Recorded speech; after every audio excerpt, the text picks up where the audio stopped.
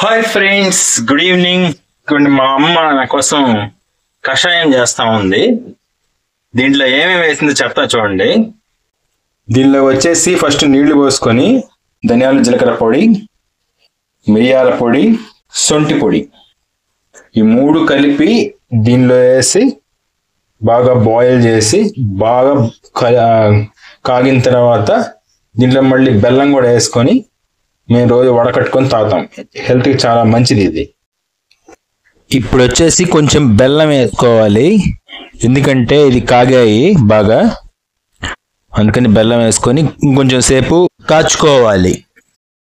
మొత్తానికైతే మా కషాయం రెడీ అయిపోయింది. ఇలా గ్లాసులో పోసుకొని తాగడమే.